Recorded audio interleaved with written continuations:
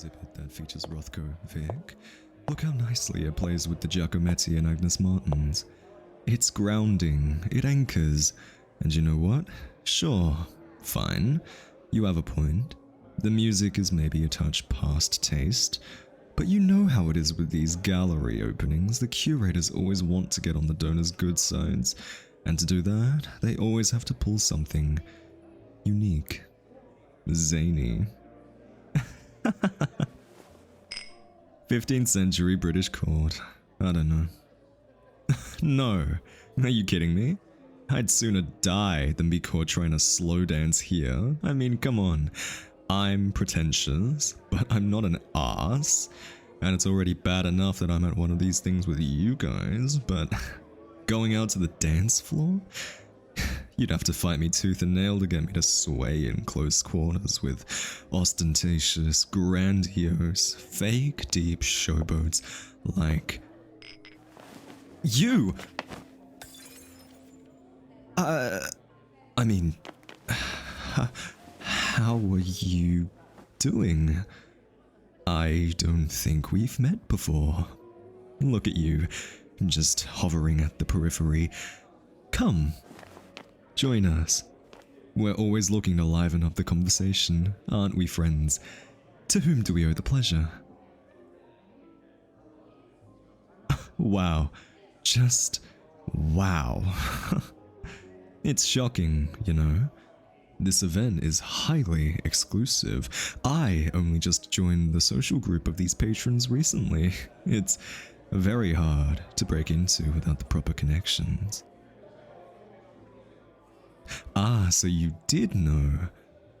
And however, did you manage to get a copy of the invite list for this opening? Oh, why doesn't that explain so much? Pardon me, Dr. Smith. It's very nice to meet you. I'm John Smith, PhD. Dr. Smith as well, as it were. What a small world. What a small, small world. No. My PhD's in economics, though you wouldn't know it since I work for a consulting firm now. Beatrice here works for some sort of global property fund, Charles works in investment banking, Vic is a quant analyst, and Z, what do you do again, Z?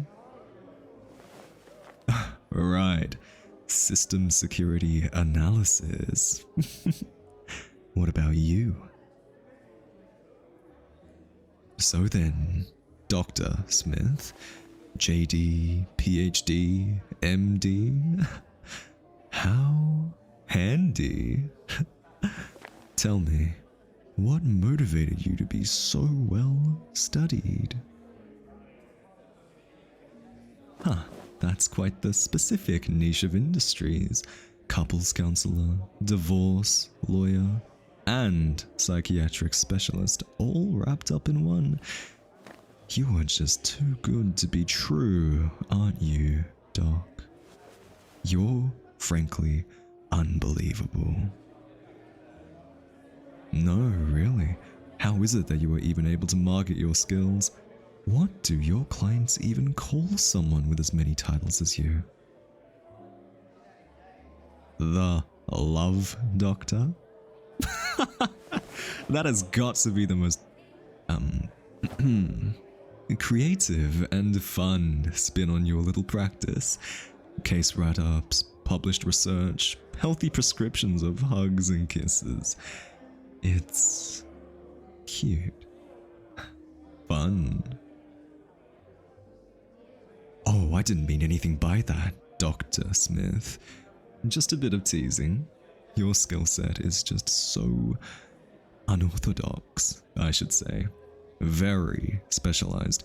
I mean, most of us here arm ourselves with finance, real estate, commerce, or tech as the tools of our trade. But weaponizing romance, poetry and hand-holding and longing gazes from across the room, it just sounds a bit different. Forgive me, but it almost sounds made up. Yes. Weaponizing romance. I'd say that's a pretty apt description for what you do. You being the love doctor and all. Oh. Well then, how would you describe it? Weaponizing attraction, huh? So then, instead of ludus agape pragma, when you're talking about being the love doctor, you really mean what? Eros? Huh. Interesting. Weaponizing eros. Weaponizing attraction, desire, passion. That's interesting. I guess the question is, do you wield it well?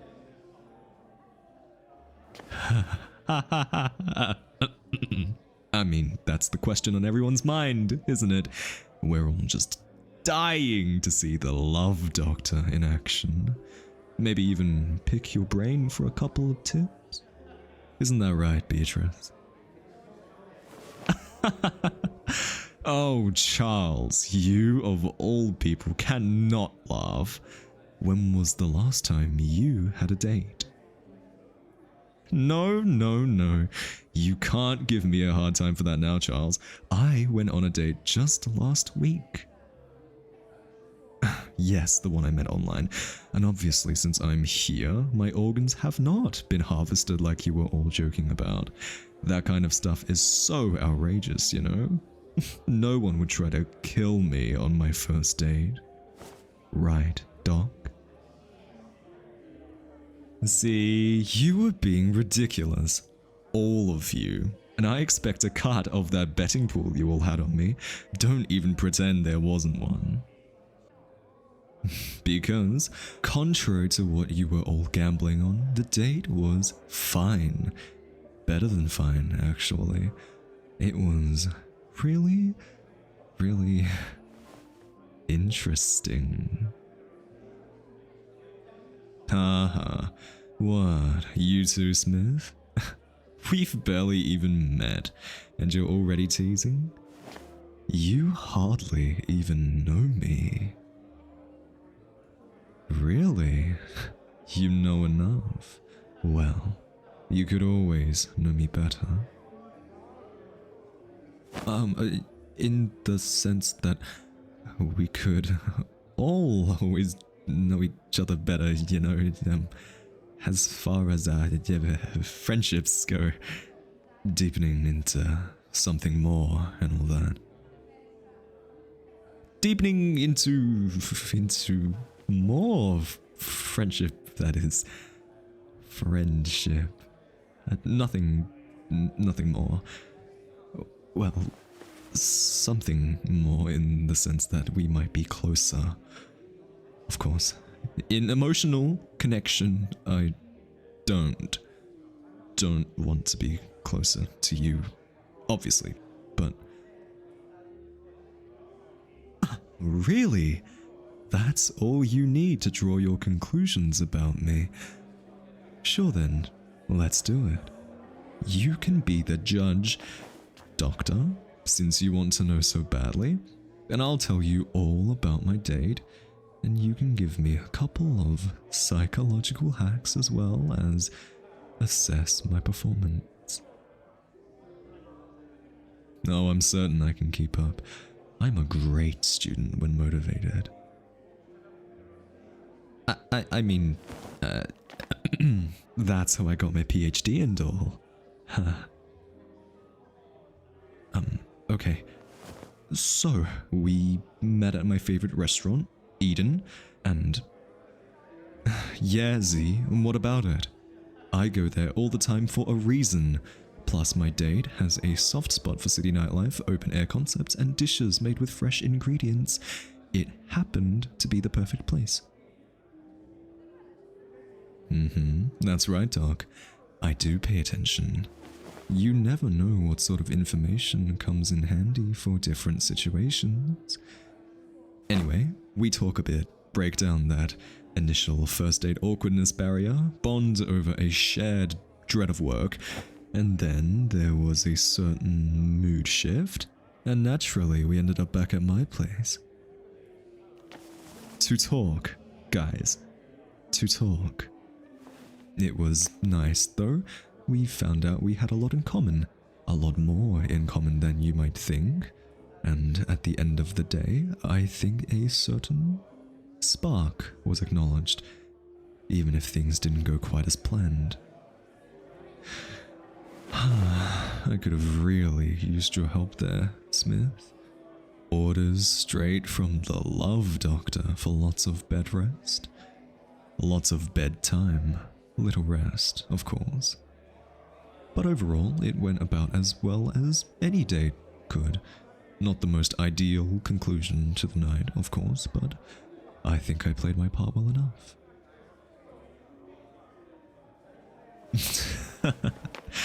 Wow, cold. You know, for a lawyer, you aren't really judicious, are you, Smith?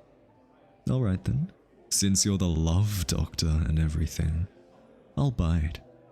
Go ahead and tell me everything I did wrong. You're the expert. So, show me a trick or two. Oh, of course. Anything you'd like. What do you want to know to start? Oh, well, that detail was a little... okay. The way I greeted my date was maybe a bit less than ideal. I thought about a handshake or a hug or something, but instead I went with, you know, a classic, good old-fashioned pat on the shoulder from arm's length away. But, I mean, really, what was I supposed to do? Huh? Oh, that's close. But you can't actually expect this to work. Yeah, this is working, but I like what you're doing. No, I know what you're doing. You're using selective proximity, closing the distance between us with purpose. You're breaking down the interpersonal boundaries and increasing proximic intimacy, which naturally heightens attraction. You're also utilizing micro adjustments to create a subtle attention bias, angling your body towards me and tilting your head. Tilting your head closer, and you're also leaning heavily on sustained and roaming eye contact, switching back and forth between my eyes and my mouth, and back to my eyes again, and something else I can't remember. Contact cues, right? Physical contact to bridge the remaining interpersonal distance when you brushed your hand over my hair. It posed as a low threshold affiliative touch, but also acted as a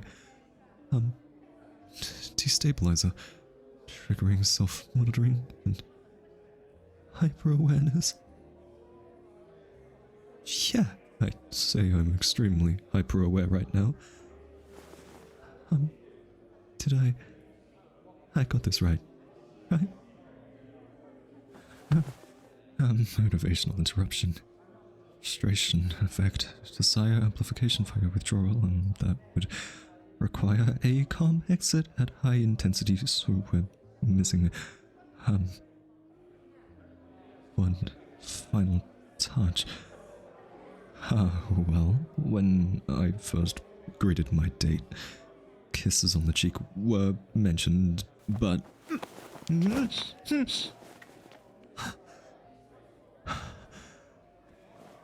yeah, it's just like that.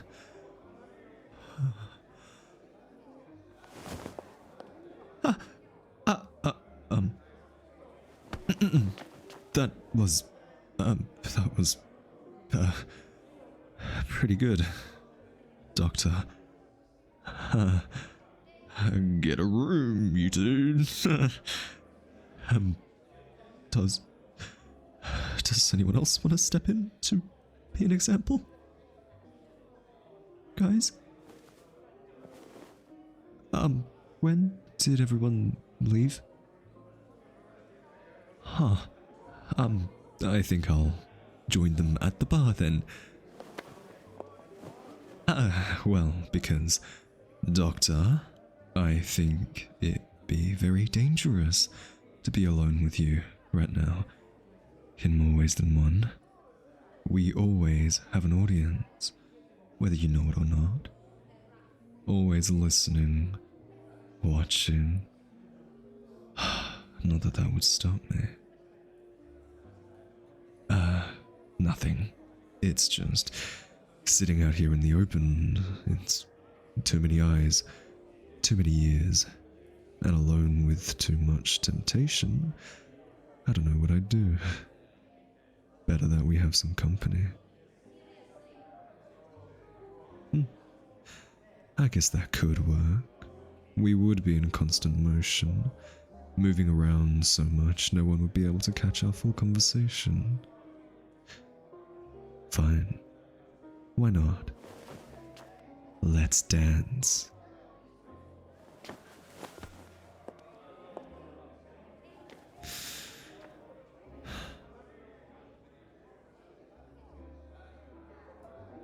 Yes, obviously I'm mad at you. It's not funny. You can't just show up after days of no contact, looking like this, performing your little act and just expecting me to be fine with it? I'm going to pretend I didn't hear that. Look, I know why you're here. I was able to uncover the same intel as you. The conspiracy, who set us up, why, and what their next moves are going to be. And right now, what we need to do is... What? No, I didn't get a haircut. Why does that matter? Anyways, what I was saying was, we need a plan.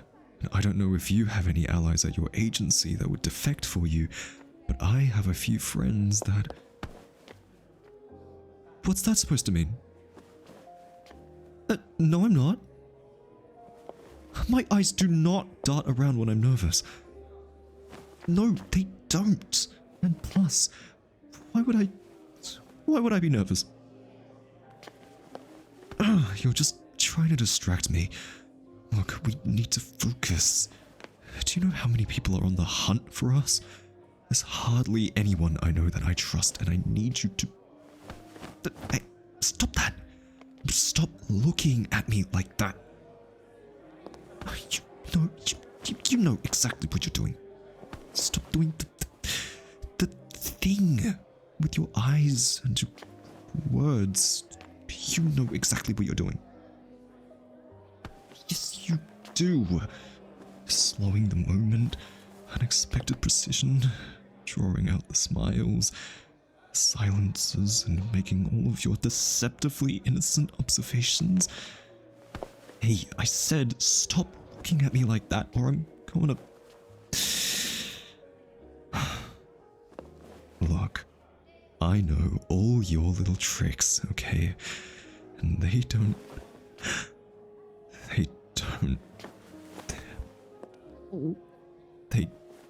work on me. Not true.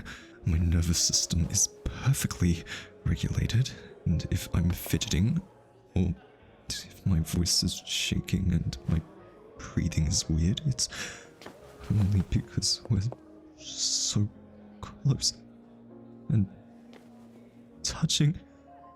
And the last time we were this close and touching, things didn't go so well. Don't be coy. Don't dance around the subject. You've been dangling it in front of me, teasing me with it the whole night. Well, Not anymore. If you don't want to broach the topic, I will.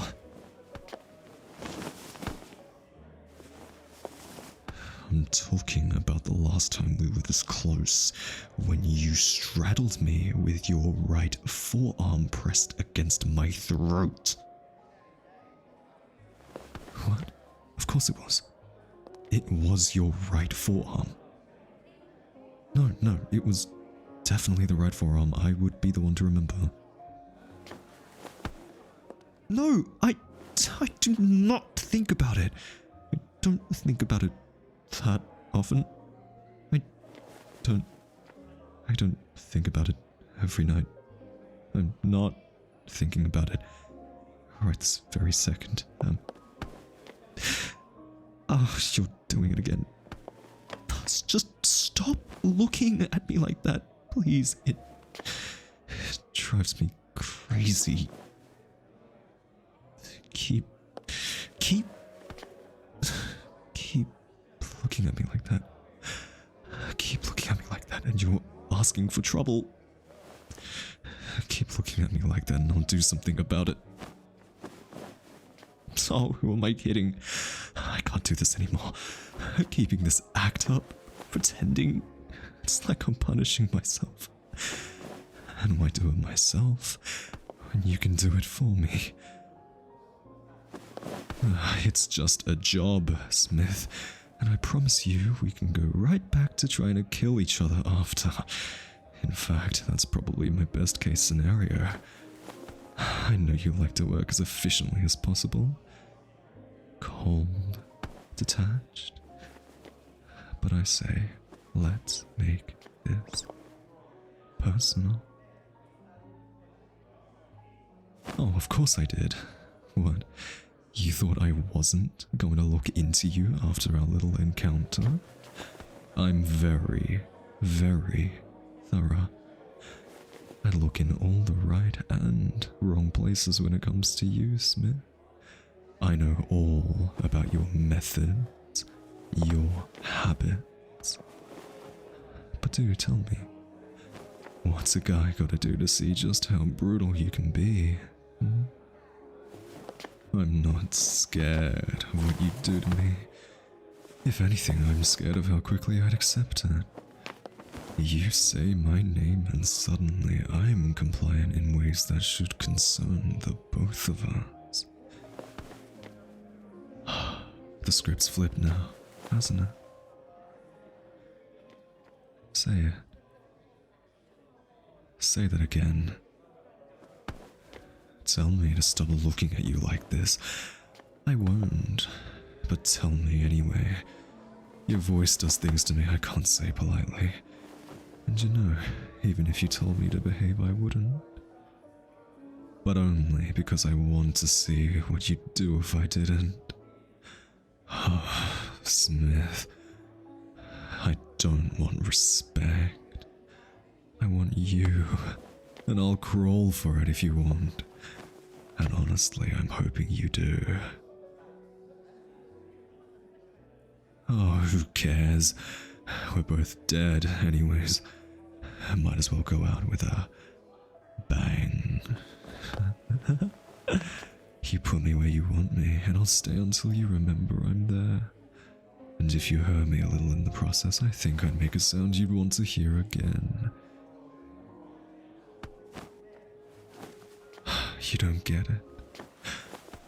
Devastate me. Please. I'd thank you for it.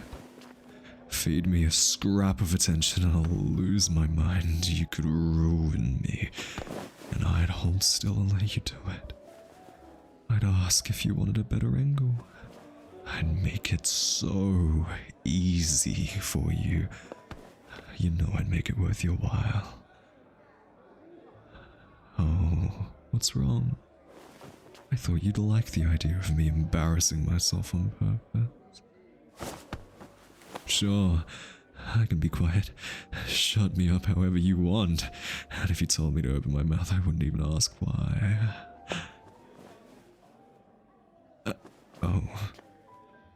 Oh, shit. Yeah, I see him. two on the balcony. And I'm guessing three behind me. Perfect. I was hoping HQ would give me more time, but it looks like they sent in people to get the job done when we didn't finish ripping each other apart. If we want to get out of this alive, we'll have to watch each other's backs. Don't worry though, we can get to that last activity later, if you're up for it. Looking forward to it.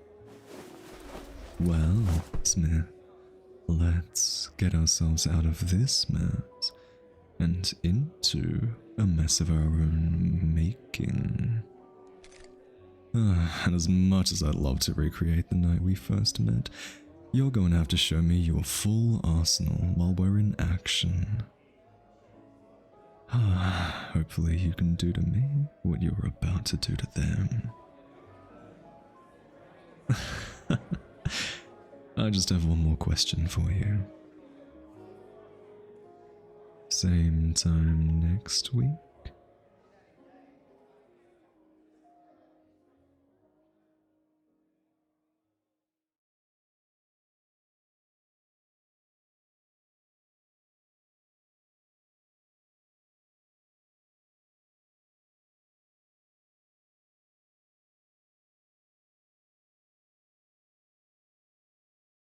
Wow. Somehow, by some miracle, he is even more down bad than before. I have no words.